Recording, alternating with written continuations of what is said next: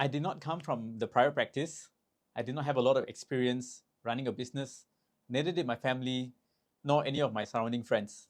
I started my journey as a physiotherapist in the public sector and ventured out into the open, into the big ocean, and started my own physiotherapy practice after borrowing $40,000 from my parents to get me off the ground to start a brick and mortar business. At that point in time, I remember I did not have any systems, I did not have anyone to turn to, no mentors, I did not have any playbooks or anyone to support and lean on. It was just me, and I had to take the chance. Not to mention, I was stuck with a lease for minimum 2 years. I had to make it work. If you're watching this and you are a clinic owner who's feeling overwhelmed, stuck, thinking, why am I even doing this? Questioning your every decision, this video is for you. And it's mainly because I have been there, done that, and I want to show you the shortcut, the way to get to the other side quicker and faster, so that you don't have to make the mistakes and learn the lessons that I have.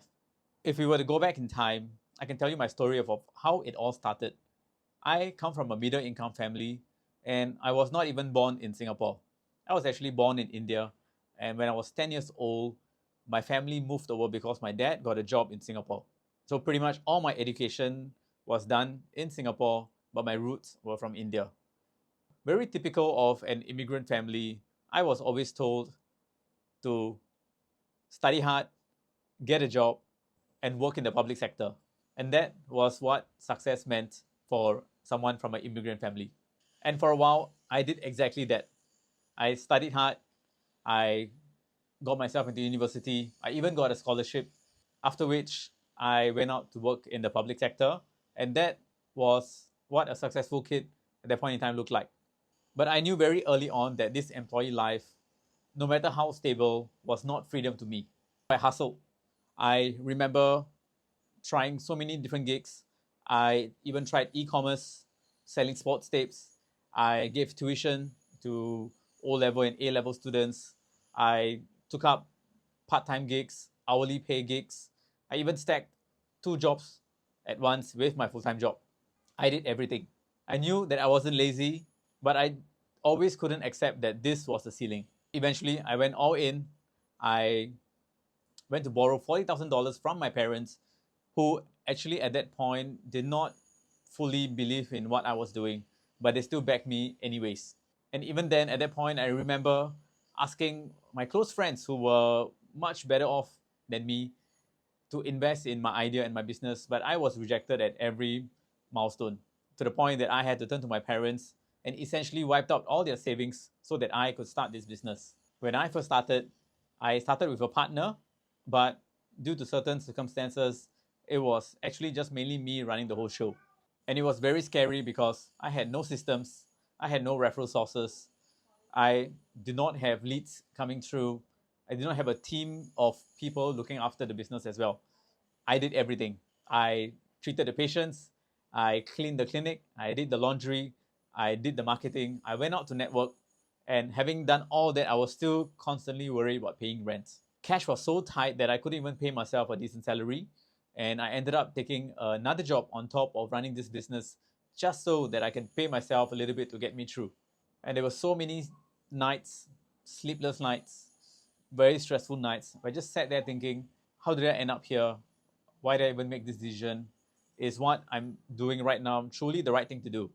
But even then, I knew that quitting was never an option, because I had made a promise, one, to myself, to my loved ones, to my family who backed me up, and definitely to everyone involved in making this happen, which includes my partner. Besides, I was already locked in for 2 years and there was nothing I could do about it but to make it work. Back then, I believed that all private clinics were solely dependent on B2B relationships with a referring doctor. So I went all in. I climbed every staircase, I knocked on every door just to reach anyone and everyone who is within my specialization. I knocked on the doors asking for referrals, gave my referral pads, tried to sell them my clinic, but they all told me the same thing. It's very hard to refer to someone that they do not know. It's very hard to refer to your location because you only have one clinic. and it's not really where my population or my patients travel to. Besides, they also asked me, why should they even refer to me? I was a nobody, and I very clearly remember even the doctor showed me his table full of referral pads from other clinics, telling me that his desk is basically full of people who have already been here, asked for my help. You're just wrong place, wrong time.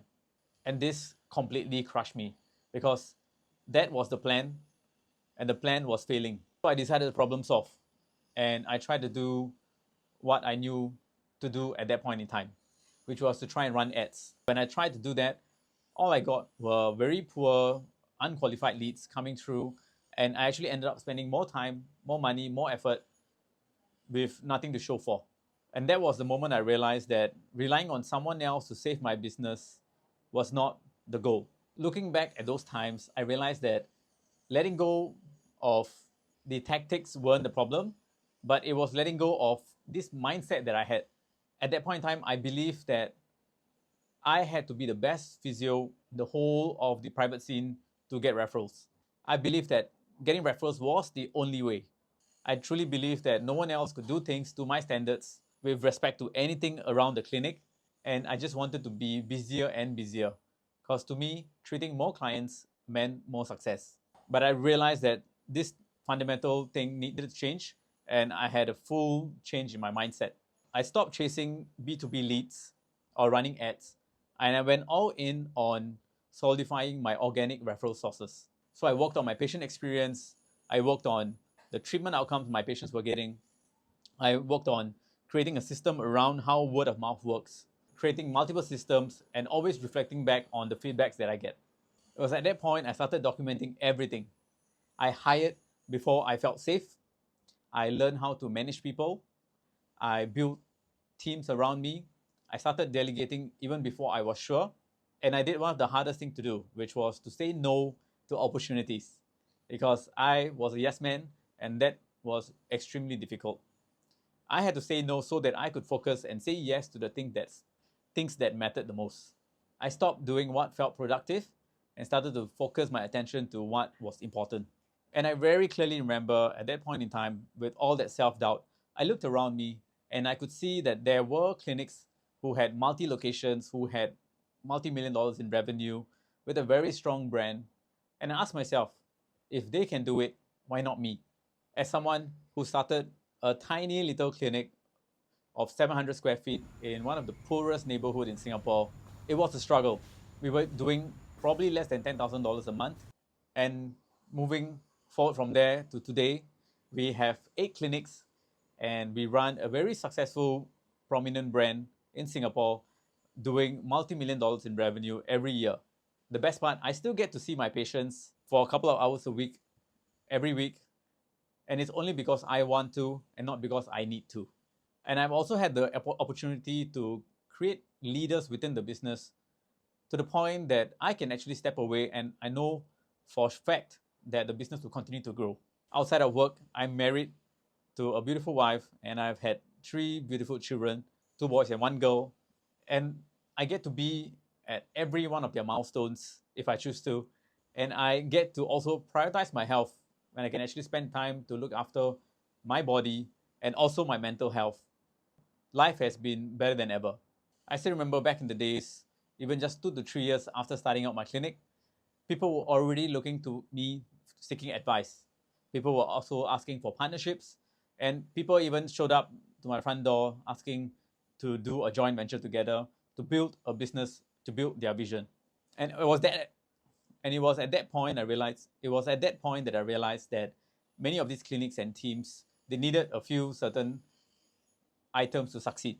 They needed systems, they needed a clear leadership, they needed repetitions of processes, they needed direction, and ultimately a vision big enough for the company so that all of their team members and staff can fit their own goals within it. It was also when I learned that clinics don't fail because the owners are not hardworking. They fail because the entire business depends on just this one owner. And that's why I built the self-running clinic. This wasn't to teach tactics, but to really allow people to chase their freedom and escape dependency. If you are a clinic owner who feels that everything revolves around you and just can't seem to step away from the day-to-day running of the clinic, still struggling to hire, get talents in, and you're constantly fighting fires every day. I see you. It's not that you're doing things wrong, you're just playing the wrong game. My philosophy is simple. Life is hard. Choose your heart. Preferably choose one that gives you the highest leverage, and that is running a self-running clinic. Like I said, I didn't come from privilege. I didn't get lucky. I definitely didn't skip all the hard parts. I just refused to accept that being employed by my own business was the end goal. If this story resonates with you, you are exactly who I serve, trying to teach you how to build a self-running clinic. And if you like this video, share it with someone who could use this help. Or if you're interested, just drop in a DM into my Instagram at selfrunningclinic.coach, and I'll see you on the inside.